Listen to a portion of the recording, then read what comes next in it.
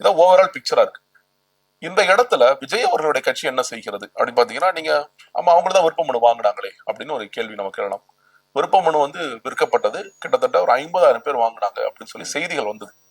விற்கப்பட்ட முதல் 1 மணி நேரத்தில் 10,000 பேர் வந்து வாங்கினாங்க. அடுத்து 50,000 பேருக்கு நாங்க வித்தோம். ஒரு ஒரு விருப்ப மனு 100 ரூபாய்.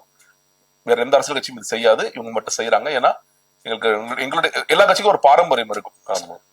திமுக வந்து நாங்க மொழிப்போருக்காக போராடி வந்த கட்சி, அதிமுக வந்து நாங்க திமுக சண்டை போட்டுட்டு எம்ஜிஆர் வந்து ஆரம்பிச்ச கட்சி. இப்படி ஒவ்வொருத்தருக்கும் ஒரு ஒரு வரலாறு. தேவைக்கூட வரலாறு என்ன, நாங்க அதிகமா பிளாக்ல டிக்கெட் வித்த கட்சி.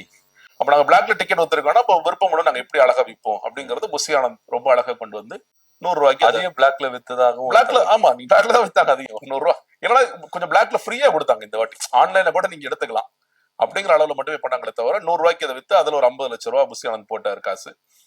50,000 பேரா எப்படிங்க, அப்போ பெரிய இமாலய சாதனை நீங்களா நினைக்கலாம். ஆனா பிரச்சனை என்னன்னு கேட்டீங்கன்னா, இது வந்து மெம்பர்ஷிப் கிடையாது. தேர்தல்ல போட்டி போடுறதுக்கு உங்களுக்கு இருக்கின்ற 234 தொகுதிகள்ல எத்தனை பேர் நிற்க முடியும்? 234 தான் நிக்க முடியும். ஒரு கட்சியில 234 தாண்டி ஒரு டம்மி கேண்டிடேட் போட்டால் இன்டு 2 அவ்வளவுதான். இவ்வளவு ஃபார்ம்ஸ் எதுங்க விக்கிறாங்கன்னு கேட்டீங்கன்னா, அவங்க வந்து சாமானிய மக்கள் கூட ஃபார்ம் வாங்கிட்டு போறாங்க. சாமானிய மக்கள் யாராவது தேர்தலில் நிக்க போறாங்களா? எதுவுமே கிடையாது. ஆனாலும் வந்து அவங்க என்ன பண்றாங்க, சரி ஓகே வாங்கிட்டு போனாங்க. 50,000 ஃபார்ம் வாங்கிட்டு போயிருக்காங்கன்னா அட்லீஸ்ட் அதுல ஒரு 10% மட்டும் 5,000 ஃபார்ம்ஸா திரும்பி இருக்கணும் வரணும். ஆனா அவ்வளவு ஃபார்ம்ஸ் வரல. 500 ஃபார்ம் வந்துச்சுனாலே தெரியல. ஆமா.